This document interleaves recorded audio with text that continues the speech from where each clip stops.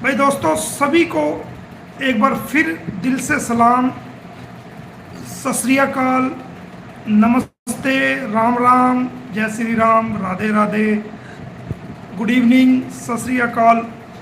जो जिस नमस्ते को, सलाम को मानता, उनके प्रकार से सभी को मेरी नमस्ते। उम्मीद करता हूँ आप सभी लोग ठीक होंगे, आपकी फैमिली ठीक होगी, आपका परिवार ठीक होगा। मैं भी ठीक हूँ, स्वस्थ हूँ। जैसे कि आप आवाज़ से ही अंदाज़ा लगा रहे हैं कि मैं बिल्कुल ठीक हूँ। चूँकि हमारे हरियाणा में इलेक्शन थे और मेरे कई दोस्तों को जो है वो एमएलए की टिकट मिली हुई थी, जिनके प्रचार और प्रसार में मैं लगा हुआ था। क्योंकि फ्रेंड फॉलोइंग बहुत ज़्यादा है, तो मैंने कोशिश की है जो फ्रेंड सर्कल है उन तक जाऊं और उनकी जीत के लिए उनसे रिक्वेस्ट करूं, और उम्मीद करता हूं वो सभी कैंडिडेट जीतेंगे और अपने सफल भविष्य की नींव रखेंगे आगे चल के। और जो पब्लिक से जुड़े मुद्दे हैं उन पे वो ध्यान देंगे और पब्लिक की सेवा करेंगे, और वो आगे बढ़ेंगे चल के, वो मंत्री भी बनेंगे और सरकार में उनका हाथ भी होगा। तो उसी इलेक्शन में मैं बिजी था। पीछे मैंने देखा, मुझे फ़ोन भी आए, कुछ लोगों के मैसेज भी आए, एक दो बार बीच बीच में मैंने देखा कुछ बातें ऐसी फैल गई हैं बीच में। तो आज आना ज़रूरी था आपके बीच में, जब आपको पता है कि मैं ऐसे कोई अपडेट होती है तो नहीं आता। दोस्तों, सबसे पहली बात मैं आपको बता दूं कि आप सभी लोग सुन लो कान खोल कर इस बात को, कि सीमा हैदर भारत की जमीन पर जो पाकिस्तानी इलीगल ट्रेसपासर्स लेडी है, जो नेपाल के रास्ते भारत में इलीगल एंट्री हुई है 4 बच्चों के साथ, जिसके खिलाफ एफआईआर दर्ज है रघुपुरा पुलिस स्टेशन में। ये औरत भारत की धरती पे भारत के लोगों के लिए, भारत की प्रभुसत्ता के लिए, भारत की एकता और अखंडता के लिए और भारत की भूमि के लिए एक बहुत बड़ा नासूर है। ये मैं आपको बता रहा हूँ कि सीमा हैदर हमारे भारत के लोगों के लिए, हमारे भारत की माँ बहनों के लिए, हमारे भारत की जनता के लिए, और न केवल हमारे भारत की जनता के लिए बल्कि हमारे भारत की सरकार के लिए भी ये एक बहुत बड़ा नासूर है, जिसका जितनी जल्दी इलाज कर दिया जाए उतना बेहतर है। वरना ये नासूर फैलता जाएगा और ये अपनी चपेट में हमारे भारत की एकता, हमारे भारत की अखंडता, हमारे भारत के भाईचारे को और हमारे भारत की प्रभुसत्ता को भी ये खतरे का सिंबल हो सकता है। ये बात मैं आज भी चिल्ला चिल्ला के कह रहा हूँ आपके बीच। पूरे भारत की जनता को मैं ये बात कह रहा हूँ, भारत देश को ये बात कह रहा हूँ, भारत की बहनों को, बेटियों को, माँओं को, बच्चों को, नौजवानों को, पूरे भारत की जनता को, मैं पूरे भारत के देश को मैं ये बात बता रहा हूँ कि सीमा हैदर भारत की एकता, अखंडता के लिए, सुरक्षा के लिए एक बहुत बड़ा नासूर है। इसको जितनी जल्दी से जल्दी हमारे भारत की सरकार इसके खतरे को समझते हुए जितनी जल्दी से जल्दी इस नासूर को ख़त्म करके, इसका इलाज करके भारत को इससे मुक्त कर देगी, उतना हम भारत की जनता को इसका फ़ायदा होगा, देश की सरकार को फ़ायदा होगा। हमारे देश की सरकार को ये इसकी कोई वोट नहीं है, और इसके द्वारा भारत सरकार की बड़ाई करना, भारत सरकार के बारे में कुछ बोलना, ये फ़ायदेमंद नहीं है। भारत देश की जनता तो इसके खिलाफ बोल रही है, क्योंकि भारत की जो सरकार बनी है वो भारत की जनता के द्वारा चुनी गई सरकार है, वोट के द्वारा चुनी गई सरकार है। भारत की ज़्यादातर जनसंख्या ये चाहती है कि इसको यहाँ से खदेड़ा जाए, इसको जेल भेजा जाए और इसको यहाँ से डिपोर्ट किया जाए और इसके बच्चों को, हैदर को मिले, ऐसा भारत की जनता चाहती है। और एक लीगल जिम्मेदार होने के नाते जो मुझे इस केस में उसके पति की तरफ से वकील अपॉइंट किया है, मैं अपनी कोशिश जारी रखे हुआ हूँ। ऐसा ज़रूरी नहीं है कि मैं हर वक्त ही यूट्यूब पे आऊँ, हर वक्त ही मीडिया की सुर्खी बनूँ, हर वक्त ही न्यूज़ चैनलों को बुला करके उनको नई नई खबरें दूँ, अखबार वालों को बुला के नई नई खबरें दूँ, टीवी चैनल्स को बुला करके नई खबरें दूं, या इस चैनल के माध्यम से रोज़ रोज़ जो है वो मैं आपको खबरें दूं, ऐसा कुछ नहीं है। मेरी कानूनी कलम चल रही है और इस कानूनी कलम के अंदर बड़ी ताकत है दोस्तों। वो ताकत शायद बंदूक की गोली में ना हो, वो ताकत शायद किसी मिसाइल की में ना हो, जो ताकत इस कानूनी कलम में होती है। मेरी कानूनी कलम लगातार चल रही है, लगातार काम कर रही है। किसी भी इंसान को उदास होने की जरूरत नहीं है, हताश होने की जरूरत नहीं है। हर काम शांतिप्रिय तरीके से, जोरदार तरीके से हमने कानून के जरिए से, कानून के माध्यम से कोर्ट द्वारा कर रखा है और वो चल रहा है। और मैं भारत की जनता को और जो लोग इस केस से जुड़े हुए हैं उन सबको ये विश्वास दिलाना चाहता हूँ कि ये जंग, ये इंसानियत की जंग, ये एक कानून की लड़ाई आप सब लोग जीतोगे और इसका श्रेय आप सबको जाएगा। एक दिन वो आएगा, आप सब जीतोगे और जो आप चाहते हो वो होके रहेगा। तो यही बात मैं आपको कह रहा हूँ कि किसी को हताश और उदास होने की जरूरत नहीं है। जो बच्चे हैं वो बच्चे भी दिलवाएंगे हम। और बहुत से कंट्रोवर्शियल लोग जो हमारे एंटीज हैं वो तरह तरह की बातें करते हैं, जी ये क्या बच्चे हैं, कोई आएगा और थाली में परोसेगा और उसको दे दिए जाएंगे। तो ये जो कानूनी कलम है ना, ये कानूनी कलम और कानून जो भारत का है और जो स्थिति है, जो हमने केस डाल रखे हैं, जो हमने ऑर्डर्स ले रखे हैं, ये कानून थाली में रख के बच्चे देने का जो आपने कहा है वो एक माध्यम बेइज्जती वाला माध्यम है। थाली में रखो जी, बच्चों को दे दो, नहीं। इज्जत के साथ, सम्मान के साथ, जायज तरीके से, कानून की पालना करते हुए, कानून को मानते हुए, कानून के द्वारा, कानून के लोगों द्वारा, कानून के अधिकारियों द्वारा, कानून के द्वारा ही इज्जत के साथ उन बच्चों को दुनिया ताली बजाएगी खड़ी होकर के, उन बच्चों को गुलाम हैदर को सौंपेंगे। ये मेरा वादा है आप सभी को। रही बात इसकी सीमा हैदर की, तो दोस्तों हमारा काम कोशिश करना है, हम कोशिश कर रहे हैं, की है, जद्दोजहद कर रहे हैं और हम इसको जेल पुछवा के रहेंगे। ये हमने आपको पहले भी वादा किया है, आज भी कर रहे हैं। चाहे इसके साथ कितनी बड़ी ताकत खड़ी हो, इसका भाई खड़ा हो और कुछ लोग खड़े हो, जो मर्जी इसके साथ खड़ा हो, हम इसको जेल पुछवा के रहेंगे। हर कीमत पर, हर सूरत पर जेल इसको पुछवा के रहेंगे। हमने आपको कई बार कहा है कि जब तक मोमिन मलिक की सांस में सांस है, जब तक इस कानूनी लीगल मकसद को पूरा नहीं कर लिया जाएगा, तब तक मोमिन मलिक भी चैन से नहीं बैठेगा। उसके लिए चाहे मुझे कितनी बड़ी कुर्बानी देनी पड़े, कितना बड़ा नुकसान उठाना पड़े, कितना बड़ा कुछ भी सहना पड़े, लेकिन इस इंसानियत की लड़ाई को हम अंजाम देंगे और इसको जेल पुछवा कर रहेंगे। ये हम आपको कई बार कह चुके हैं। और रही बात विजय की, तो मैं आपको बताता चलूं कि 2 जून को हमने गृह मंत्रालय भारत सरकार को लिखा था, 2 जून को, कि 2 जून को हमने वीजा के लिए लिखा था भारत सरकार को कि हाई कमीशन ऑफ इंडिया जो इस्लामाबाद में है उनको डायरेक्शन दी जाए कि गुलाम हैदर को वीजा दिया जाए। ये आप देखेंगे 2 जून 2024 को 8:04 पर मैंने ये, आप किसी भी रूप में देख सकते हो, ये मैंने लिखा हुआ है।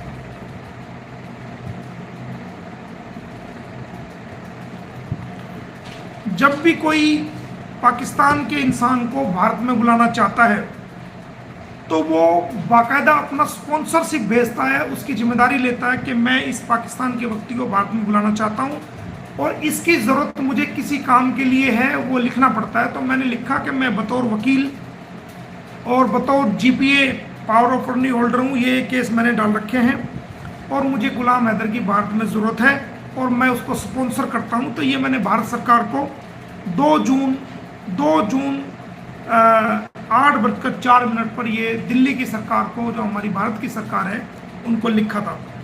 उसके बाद ये आप देखेंगे, ये मेरे लेटर पैड पे गया हुआ है, ये कुछ इसमें इसका पासपोर्ट नंबर वगैरह लिखा हुआ है, उस पर मैं उंगली लगा लूँगा, बाकी चीज़ आप देख लेंगे कि ये देखिए, ये भी आप देख सकते हो।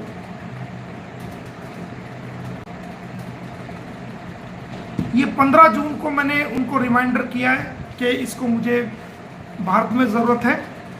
15 जून के बाद उनको मैंने 28 जून को सेकंड रिमाइंडर किया है, जो आप देख सकते हैं कि ये 28 जून को सेकंड रिमाइंडर है।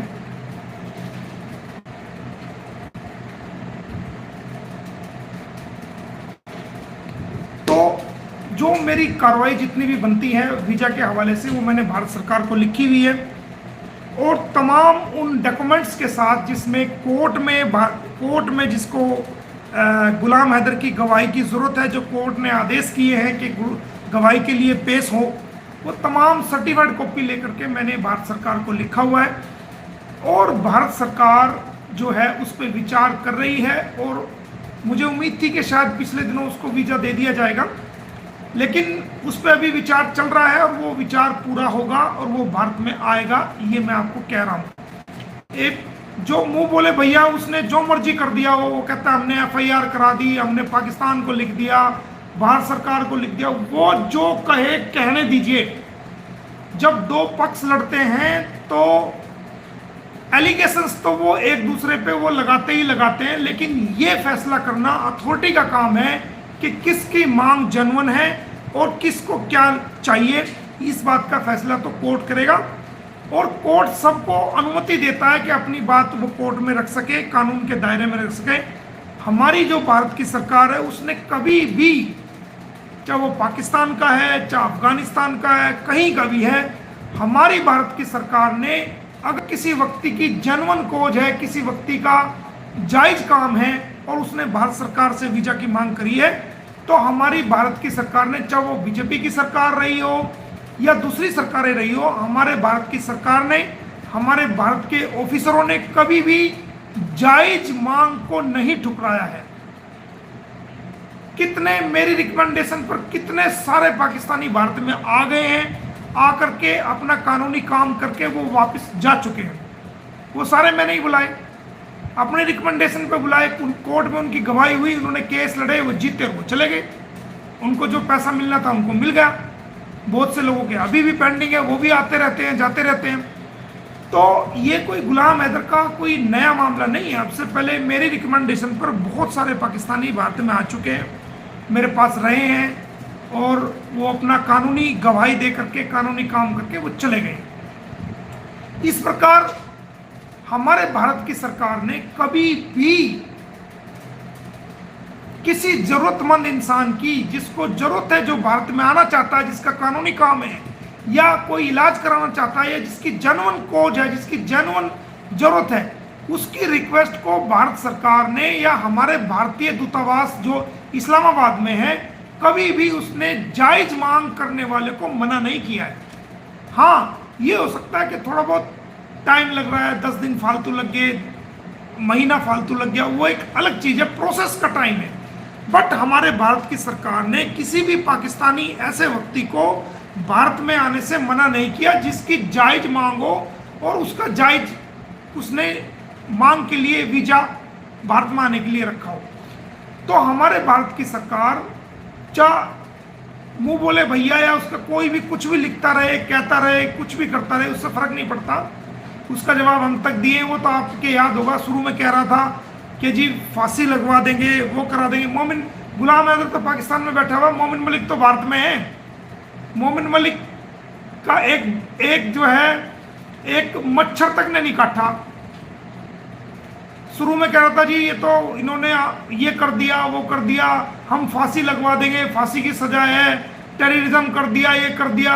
अरे कानून के थ्रू अपना केस लड़ना कोई टेररिज्म नहीं है। कानून के मुताबिक अपनी बात को रखना हर व्यक्ति को राइट है, चाहे दुनिया का कहीं का भी इंसान है, उसको राइट है कि वो कानून के मुताबिक जो कानून में संविधान में हमारी जो हमारा भारतीय कानून है उसके अकॉर्डिंग वो अपनी बात को कोर्ट में रख सकता है, अपनी जायज मांग को कोर्ट में रख सकता है, उसकी भी कोर्ट सुनवाई करेगी। कोर्ट हर व्यक्ति के लिए है, किसी व्यक्ति विशेष के लिए नहीं है, हर इंसान के लिए कोर्ट है। ना वो धर्म देखता है, ना जाति देखता है, ना कंट्री देखता है। जिसकी जायज मांग है वो कोर्ट में कानून के मुताबिक अपनी मांग रख सकता है।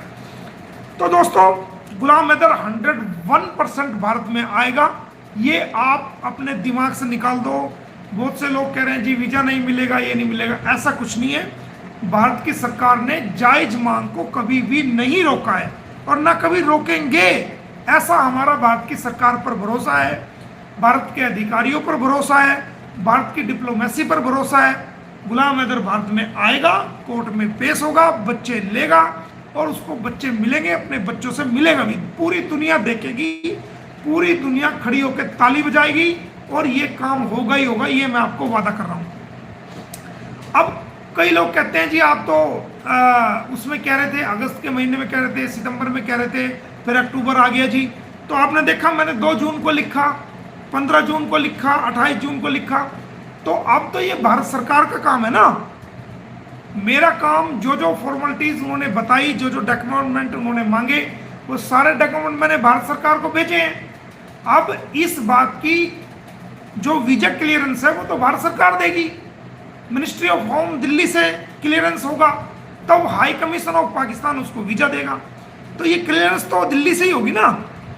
तो ये हम मांग दोबारा फिर इसका रिमाइंडर भेजेंगे। तो मैंने आपको कहा था कि अगर गुलाम हैदर को किसी प्रकार का वीज़ा मिलने में दिक्कत होती है तो मोमिन मलिक खुद पाकिस्तान का वीज़ा लेकर के इस्लामाबाद जाएगा और जो भारतीय दूतावास है, एम्बेसी ऑफ इंडिया है, जो हाई कमीशन ऑफ इंडिया है, जो इस्लामाबाद में है, वहाँ के अधिकारियों से मिलेगा।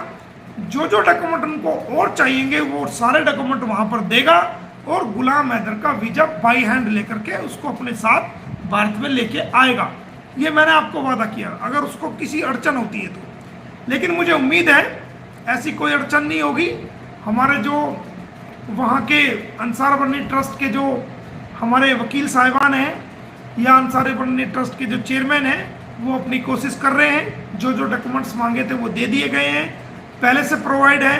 दिल्ली से क्लियरेंस की वेट है, जैसे दिल्ली से क्लियरेंस होती है तो क्लियरेंस मेरे पास आएगी और क्लियरेंस को मैं तुरंत जो है वहाँ से हाई कमीशन को भी एक कॉपी जाएगी, मुझे भी आएगी, उनको वीज़ा हो जाएगा। और जैसे ही आज वीज़ा होता है तो अगले ही दिन हम उसकी वहाँ से डिपार्चर करा देंगे और वो भारत में आ जाएगा।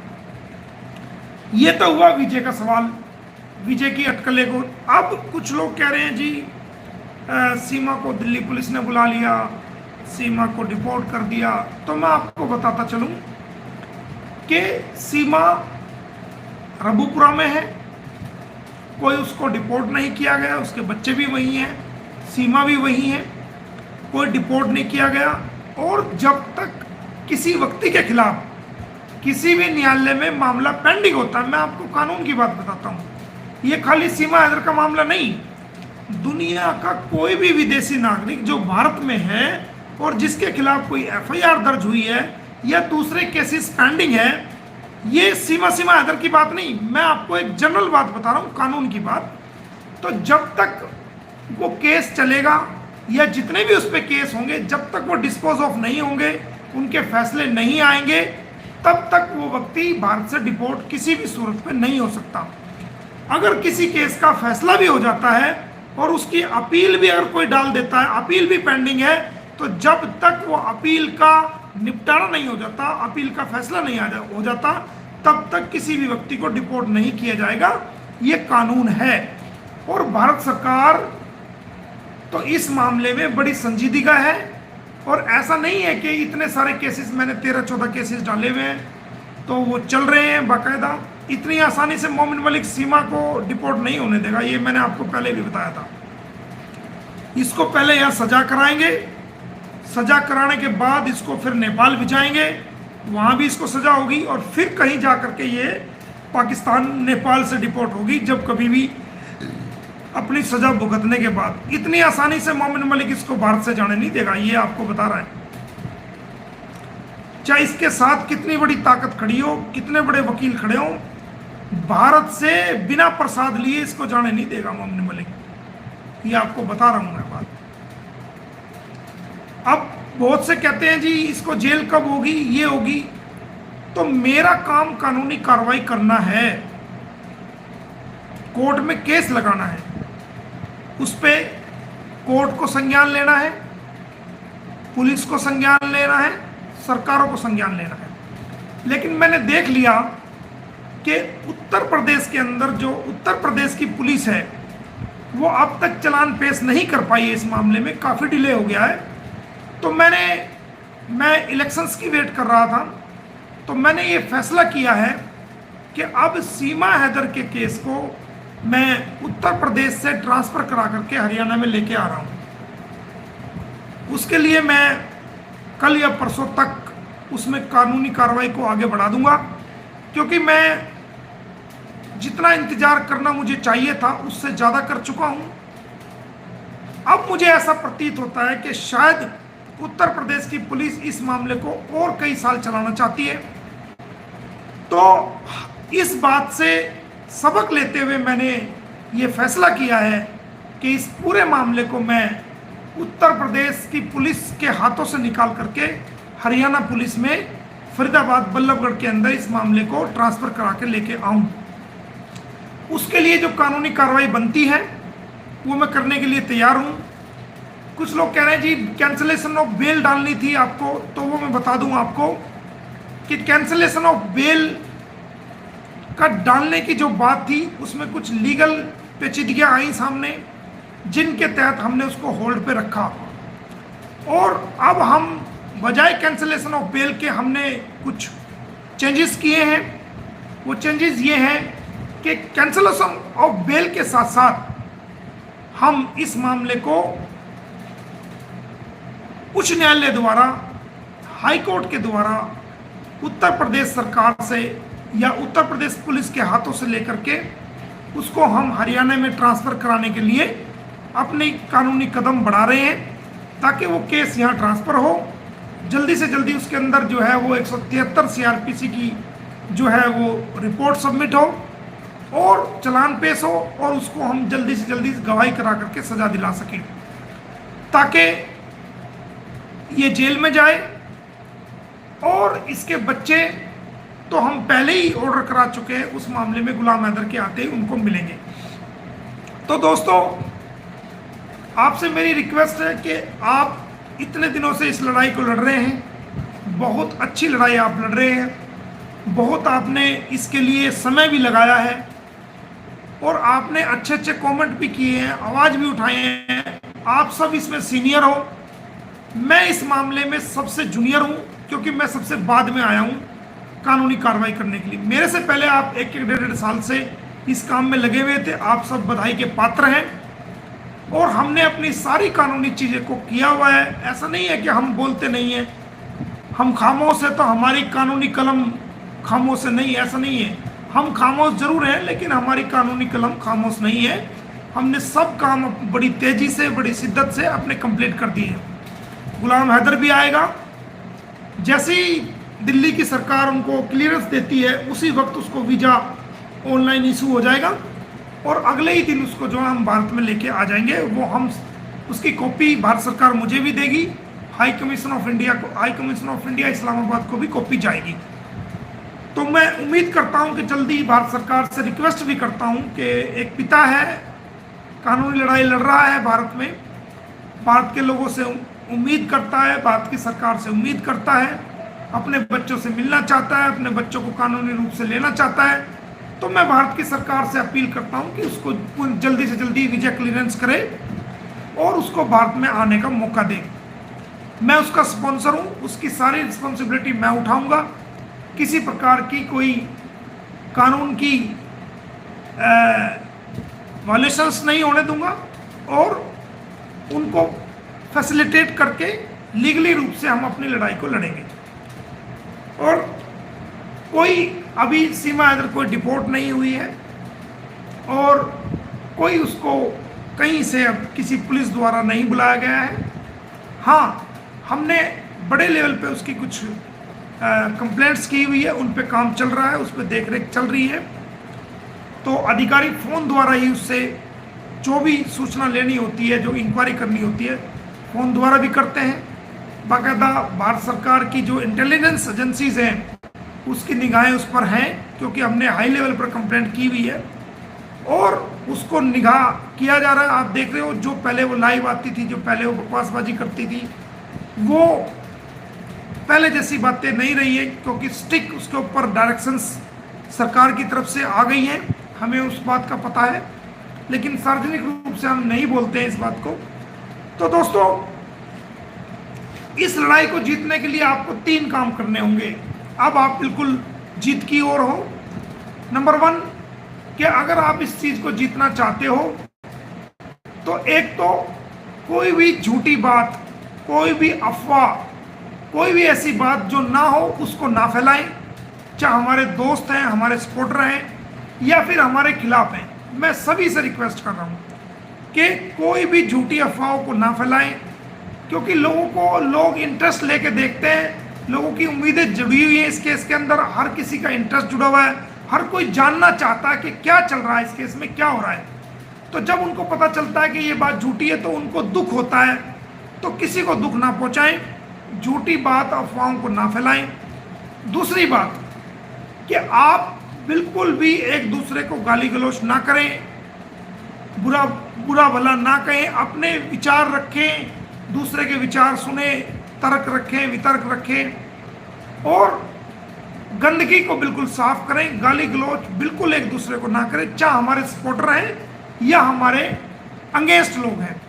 और मैं उन सब लोगों का धन्यवाद करना चाहूँगा जो हमारे खिलाफ भी हैं या हमारे सपोर्टर भी हैं, कि मेरी रिक्वेस्ट पर हमारे सभी सपोर्टर्स ने और सभी जो हमारे खिलाफ लोग हैं उन्होंने 95% जो है वो गालियाँ बंद कर दी हैं। उसके लिए मैं आप सभी का बहुत बहुत आभारी हूँ, आप सभी का बहुत बहुत धन्यवाद करता हूँ। देखिए, हम सब की बहनें, हम सब की बेटियाँ, माएँ सब एक जैसी हैं। अगर कोई एक दूसरे की बहन बेटी को गालियाँ देता है तो वो दूसरे की बहन बेटी को गालियाँ नहीं देता, बल्कि वो अपनी बहन बेटियों को गालियाँ देता है। तो हमारे लिए सभी सम्मानित हैं। एक दूसरे की, हाँ, अपने विचार रखें, उनके जवाब सुने, तर्क रखें, वितर्क रखें, बहुत अच्छी बात है। हमारे खिलाफ रखें, मेरी खूब बुराई करें, कोई फर्क पड़ने वाला नहीं, लेकिन गाली गलौज का बिल्कुल इस्तेमाल नहीं करें। तो मैं सबसे पहले उन सभी भाई बहनों का धन्यवाद करना चाहूँगा स्पेशल रूप से इस लाइव के माध्यम से, जिन्होंने गाली गलौज पर लगाम लगाई है, गाली गलौज को तुरंत पर जो है बंद कर दिया। 95%, मैं समझता हूँ कि शायद 99% गालियाँ बंद हो गई है। कोई इक्का दुक्का थोड़ी बहुत होगी तो वो भी मेरी रिक्वेस्ट के बाद उम्मीद करता हूँ बंद हो जाएंगी। तो वो धन्यवाद ना केवल हम अपने सपोर्टर्स को कर रहे हैं, बल्कि उन लोगों जो हमारे खिलाफ भी लोग हैं उन लोगों को भी हम धन्यवाद कर रहे हैं, अपने सपोर्टर को भी डबल धन्यवाद कर रहे हैं कि गाली गलौज को मेरी रिक्वेस्ट के बाद, मेरी गुजारिश के बाद आप सभी ने गाली गलौज को बिल्कुल बंद कर दिया है। मैं आप सभी का हाथ जोड़ के बहुत बहुत आभारी हूँ, धन्यवाद करता हूँ कि आप सभी ने इस गंदगी को सोशल मीडिया से हटा दिया है। और मैं आपका बार बार शुक्र अदा करता हूँ कि आपने बहुत अच्छा काम किया है जो गाली गलौज को बंद कर दिया है। आप अपने अब विचार रखो, अपनी बातें कहो, दूसरे की सुनो, बहुत अच्छी बात है। ये 2 बातें हो गई। एक तो अफवाह ना फैलाएं, कोई झूठ बात ना फैलाएं जब तक कंफर्म ना हो, जब तक मैं उसको ऑफिशियल बयान ना दे दूं, जब तक कोई बात अफवाह ना फैलाएं। और दूसरी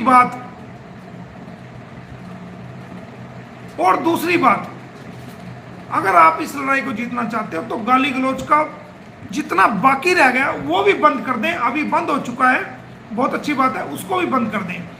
और तीसरी बात आपको बता दूं कि आप अपनी मुहिम को जारी रखें। ऐसा नहीं है कि आप खामोश बैठ जाएं, नहीं, आप अपनी आवाज को उठाते रहें। एक दिन ये आवाज गवर्नमेंट के कानों में आपकी जरूर जाएगी और जो भारत के लोग चाहते हैं उसको भारत की सरकार जरूर सुनेगी, मर्यादा के साथ। सेंस में रह के, तरीके के साथ आप अपनी आवाज़ को उठाते रहें और आपकी आवाज़ को भारत सरकार जरूर सुनेगी और आप जरूर कामयाब होंगे। और लीगल कार्रवाई मेरे पे छोड़ दो, मैं कर रहा हूँ, बहुत अच्छे तरीके से कर रहा हूँ। समय आने पर देखना कि पूरी दुनिया के लोग ताली बजाएंगे और भारत के लोगों की वाह वाह होगी, भारत के इंसानियत के लोगों की वाह वाह होगी, जो इस केस को करना चाहते हैं, जो इस केस को सुनना चाहते हैं। तो दोस्तों, मैंने 2 जून को, 15 जून को, 28 जून को भारत सरकार को बार बार लिखा है कि उसको वीज़ा दिया जाए, क्लियरेंस किया जाए। तो उसका वीज़ा जो रुका हुआ है वो सिर्फ क्लियरेंस की वजह से रुका हुआ है, और मैं उम्मीद करता हूँ भारत सरकार उसकी क्लियरेंस को पूरा करेगी और उसको फौरन से वीज़ा देगी ताकि वो भारत में आ सके और अपनी बात को रख सके। इसके अलावा किसी प्रकार का कोई डिपोटेशन नहीं हुआ है सीमा का, वो ना हो सकता है जब तक के जो मामले चल रहे हैं वो मामले ना निपट जाए, इसको जेल ना हो जाए, सजा ना भुगत ले, तो वो डिपोटेशन नहीं हो सकता। और कोई जो इंक्वायरी लेवल की चल रही है वो फ़ोन पे ही पूछा जाता है, अधिकारी वहीं घर जाते हैं, इसके पूछताछ जो करनी होती है वहीं करके आते हैं। और बड़े लेवल पे इसका जो है वो भारत की के टॉप लेवल पे इसकी इंक्वायरी चल रही है और उसका जल्दी रिजल्ट आएगा, वो भी मैं आपके सामने रखूँगा। तो वीजे से संबंधित होगी, सीमा से संबंधित जो बातें फैली हुई थी उससे संबंधित होगी, गाली गलौज जो आप लोगों ने बंद की है, बहुत अच्छा किया है, उससे संबंधित बातें होगी। जो कानूनी बातें हैं वो चल रही हैं, वो चलेंगी। 1 तारीख, एक कल लगी हुई है केस डॉक्टर AP सिंह के खिलाफ, जो उन्होंने मेरे खिलाफ बोला था वो कल लगी हुई है डेट, और आज कोई उसकी डेट नहीं थी, कल में डेट है वो, तो लगी हुई है। उसकी जो लीगल कानून कार्रवाई बनेगी उसको हम करेंगे। और जो चंडीगढ़ में कार्रवाई चल रही थी सीमा हैदर के खिलाफ, आज भी मेरे अधिकारियों से बात हुई है, उस पर भी एक्शन चल रहा है और मैं उम्मीद करता हूं कि उस पर FIR भी दर्ज होगी और ये अरेस्ट भी होगी। इसको अरेस्ट कराएंगे हम, इसको जेल भिजवाना हमारा ज़िंदगी का सबसे बड़ा मकसद है, वो हम करके रहेंगे। ये हमारी भी रेपुटेशन का सवाल है, जो हमने आपको वादा किया है उसको हम पूरा करेंगे। इसके लिए हम जद्दोजहद कर रहे हैं, कोशिश कर रहे हैं। सारी चीज़ें हमारे हाथ में भी नहीं होती हैं, हमारा काम कोशिश करना है और अच्छे तरीके से कानूनी लड़ाई लड़ना है। अगर अधिकारी कोई ऐसा नहीं करते हैं तो उसकी जो अगली कानूनी कार्रवाई बनती है फिर हम वो करते हैं। मिसाल के तौर पे हमने किसी अधिकारियों को कानूनी कार्रवाई करने के लिए कहा और उसको कंप्लेंट दी, उसने नहीं की, तो उसके बाद बड़े अधिकारियों के पास अप्रोच करना हमारा फ़र्ज होता है।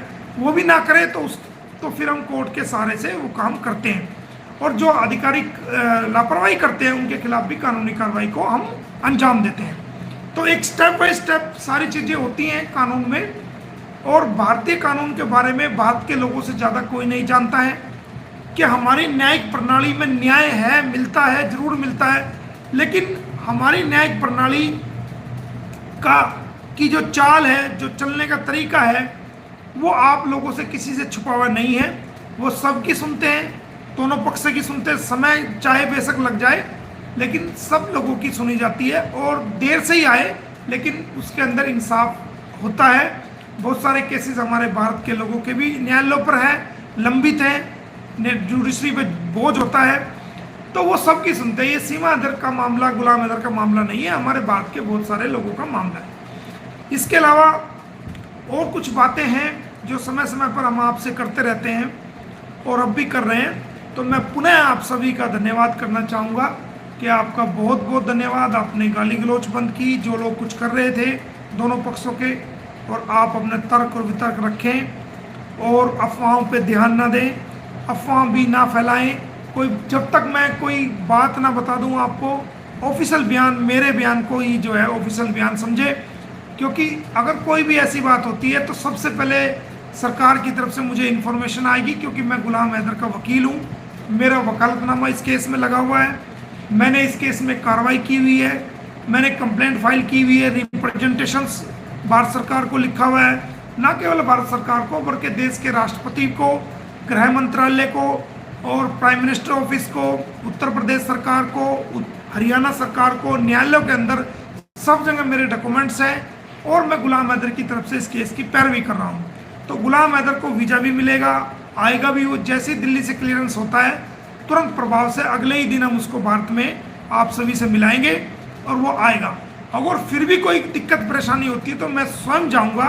मैंने आपको बताया कई बार कि मैं स्वयं जाऊंगा और गुलाम हैदर को लेके आऊंगा, ये मैंने आपसे वादा किया हुआ है। तो सारी चीज़ें बिल्कुल ठीक है, चल रही हैं। और बच्चों का भी के जो ऑर्डर्स थे वो भी हमने कराए हैं। बहुत से लोग हमें ताना मारते हैं, अपने अपने रूप में हम पे तानाकसी करने की कोशिश करते हैं कि क्या हुआ, गुलाम आना था आया नहीं, क्या हुआ, बच्चे मिलने थे मिले नहीं। तो ऐसे लोग दोस्तों, ऐसे लोग मज़े लेने वाले लोग होते हैं, हंसी उड़ाने वाले लोग होते हैं, मजाक करने वाले लोग होते हैं। लेकिन इज्जत रखने वाला वो खुदा है, वो परमात्मा है जिसने हम सबको पैदा किया, जो दिलों के भेदों को अंदर तक जानता है कि किस इंसान ने कितनी मेहनत की है, निस्वार्थ होकर की है, इंसानियत की लड़ाई को समझकर, इंसानियत की बात को समझकर उसने जो है कोशिश की है। ताने मार देना बड़ा आसान है, किसी काम को करना बड़ा मुश्किल है, और वो भी बिना निस्वार्थ के, बिना लालच के करना, वो बहुत बड़ी बात है। कोई भी मार सकता है, कोई भी सवाल उठा सकता है, लेकिन जो इंसान करता है वो उसको ही पता होता है, उसको कोर्ट में भी जवाब देना है, उसको अपने क्लाइंट को भी जवाब देना है, उसको हाईलाइटेड केस है दुनिया को भी जवाब देना है, और उसको सबसे बड़ी बात है अपने अंदर को, अपने आप को भी जवाब देना पड़ता है उसको कि मैं कहाँ हूँ, कहाँ स्टैंड कर रहा हूँ, कितनी मैंने ईमानदारी के साथ इस केस में मेहनत की है, कितना मैंने क्या किया है।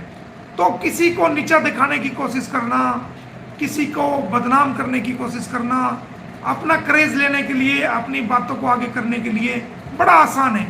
लेकिन हम तो यही कहेंगे, कोई लोग भी ऐसा अगर कर रहे हैं, मेरे बारे में भी कर रहे हैं, कुछ कह रहे हैं, तो मैं अपने समर्थकों से कहना चाहता हूं कि ऐसे लोगों को भी बुरा ना कहें, वो उनका काम है, उनको करने दें। आप अपनी आवाज़ को उठाते रहे, अपनी आवाज़ को बुलंद करते रहें, आपकी आवाज़ एक दिन जरूर रंग लाएगी। आप ही अब हमारी ताकत हो, और आप ही उन बच्चों की ताकत हो। आप ही उस गुलाम हैदर जो एक अभागा बाप है, उसकी आवाज़ आप ही हो। आप ठंडे चूल्हे मत बैठो, आप लाइव करना बंद मत करो, आप डिबेट करो, पहले से 4 गुना ज़्यादा डिबेट करो, पहले से 4 गुना ज़्यादा लाइव आओ, अपनी बात रखो, अपने विचार रखो, दुनिया को यह दिखा दो कि केवल यही एक मुद्दा रह गया है जो शॉर्ट आउट नहीं हुआ है, ताकि पूरा देश इस पर डिस्कशन करे और भारत की सरकार इस मसले को प्रायोरिटी बेसिस पे हल करे कि ये लोगों के दिलों पर ये बात आ गई है, बच्चे बच्चे की जुबान पे आ गई है, बहनों की जुबानों पे आ गई है, माताओं की जुबानों पे आ गई है, नौजवानों की जुबान पे आ गई है, बुजुर्गों की जुबान पे आ गई है। और भारत की सरकार इस मसले को प्रायोरिटी बेसिस पे जो है हल करे। तो आप अपनी आवाज़ उठाते रहो, इंसानियत की आवाज़ है, ये कम नहीं होनी चाहिए। मोमिन मलिक लाइव आए ना आए, आप अपनी जिम्मेदारी से निभाते रहो। मोमिन मलिक जब इस केस में नहीं था, तब आप लोग इस आवाज़ को उठा रहे थे, तब आप इस आवाज़ को बुलंद कर रहे थे। तो आज तुम्हें क्या हो गया है? अपनी आवाज़ को उठाओ। मोमिन मलिक तुम सब में जूनियर है, मेरा काम केवल कानूनी कार्रवाई करना है, मैं कर रहा हूँ, लेकिन लोगों की आवाज़ जो है, वो लोगों की आवाज़ सरकार जरूर सुनती है, और सरकार लोगों के द्वारा ही बनाई जाती है। तो ऐसा नहीं होता कि सरकार लोगों की आवाज़ ना सुने। आप अपनी आवाज़ को उठाते रहो, उसी जोश के साथ, उसी हिम्मत के साथ, उसी हौसले के साथ, उसी बुलंदगी के साथ अपनी आवाज़ को उठाते रहो। मैं तो काफ़ी लेट आया हूँ, मेरे से पहले आप 1 साल 1.5 साल तक उठा रहे थे, तो इसके योद्धा आप ही हो, इसका श्रेय आप सभी को जाएगा। और जो लोग यूट्यूबर्स भारत के हैं, भारत के बाहर हैं, वो 2-3 चीज़ों का ख्याल रखें, अफवाह ना फैलाएं, गाली गलौच ना हो, और कोई गलत बात ना फैलाएं। बाकी आवाज़ खूब उठाओ इसके बारे में। ये मुद्दा ठंडा नहीं हुआ, ये मुद्दा पहले से भी ज़्यादा गर्म हो रहा है, और जब तक ये हल नहीं होता, इसको जिस तरीके से कोई हम किसी आँच पे कोई खाना बनाते हैं, तो जब तक वो खाना पक नहीं जाता, वो आँच हम कम नहीं करते हैं, उसको जलाते जाते हैं। तो जब तक ये मुद्दा हल ना हो, आप उस आँच को, अपनी आवाज़ रूपी आँच को कम मत करना, उसको बुलंदगी से उठाते रहना। आपकी हिम्मत, आपका जज्बा ही सरकार सुनेगी, और ये बच्चों का मसला हल होगा। गुलाम हैदर का मसला हल होगा। और ये जो फोड़ा, एक नासूर हमारे भारत में है, इसका इलाज जो है वो भारत की सरकार करेगी। न्यायालय तो करेंगे, भारत की सरकार भी करेगी। तो दोस्तों, उसके लिए आप सभी लोग अपनी बात को जारी रखें, आवाज़ उठाते रहें, मर्यादा में रहकर, गाली गलौच ना हो, कोई ऐसी बात ना हो, और आप एक दिन जरूर जीतेंगे और आपकी मेहनत रंग लाएगी। आप मेरे साथ नहीं हो, बल्कि मैं आप लोगों के साथ हूं। आप पहले हो, आगे आप हो, उसके बाद मैं तुम्हारा सपोर्टर हूं। तुम मेरे सपोर्टर नहीं हो, मैं आपका सपोर्टर हूं। तुम सीनियर हो, मैं सबसे ज्यादा जूनियर हूं इस केस के अंदर, क्योंकि मैं बाद में आया हूं। मेरा काम कानूनी कार्रवाई करने का मैं कर रहा हूं और मैं करूंगा, चाहे मैं लाइव आऊं चाहे नहीं आऊं, लेकिन मैं अपने कानूनी कार्रवाई को अंजाम दे रहा हूं। आप अपनी आवाज को बुलंद रखें, जारी रखें, और वो दिन दूर नहीं कि गुलाम हैदर को भारत की सरकार वीजा देगी, जल्द से जल्द वीजा देगी, भारत में आएगा, अपने बच्चों से मिलेगा भी, उसके बच्चे उसको मिलेंगे भी। वो जो बच्चे भाषा बोलते हैं कि जी हम तो गुलाम को जानते नहीं, हम तो जाना नहीं चाहते, उस पर आप बिल्कुल भी ध्यान न दो, क्योंकि वो पट्टी पढ़ाई गई है बच्चों को। जो उनके मुंह बोले भैया है वो पट्टी पढ़ाते हैं, जो उनकी माँ है पट्टी पढ़ाते हैं। खून तो जोश मारता ही मारता है। वो भारत में एडजस्ट कभी हो ही नहीं सकते, वो अपने देश में ही एडजस्ट होंगे, क्योंकि कहीं ना कहीं किसी ना किसी रूप में उनको ये महसूस होगा कि हम लोग जो हैं वो पाकिस्तान के वहाँ के वो बच्चे रहने वाले हैं और वो यहाँ एडजस्ट कर ही नहीं पाएंगे। उनका भारत से जाना बहुत ज़रूरी है, चार भविष्यों का बचना बहुत ज़रूरी है। रही सीमा हैदर की बात, तो सीमा हैदर के पीछे तो मैं आपको पता ही है कानूनी रूप से लगा हुआ हूँ, इसको जेल भी कराऊंगा, और जब तक मेरी सांस में सांस है इसको भारत की नागरिकता नहीं लेने दूंगा, ये मैं आपको वादा कर रहा हूँ। इतना आसान नहीं है। और ये कह रहा था, कुछ लोग कह रहे थे जी इसको वो दे देंगे, हम इसको रफूजी का स्टेटस दे देंगे, ये दे देंगे। दे के तो दिखा, दे के दिखाए ना, दो, फिर हम भी देखते हैं क्या करेंगे। हमारे पास भी कानून है, आप दे के दिखाओ। पहली बात तो ये जो मुकदमा दर्ज हुआ है सुप्रीम कोर्ट तक तो इसको डिसाइड कराओ, उसके बाद ही रफूजी का स्टेटस देंगे ना। तो दोस्तों, हम खाली नहीं बैठे हैं, अपना काम कर रहे हैं, बहुत तरीके से कर रहे हैं, निर्भय तरीके से कर रहे हैं, और आगे भी करते रहेंगे।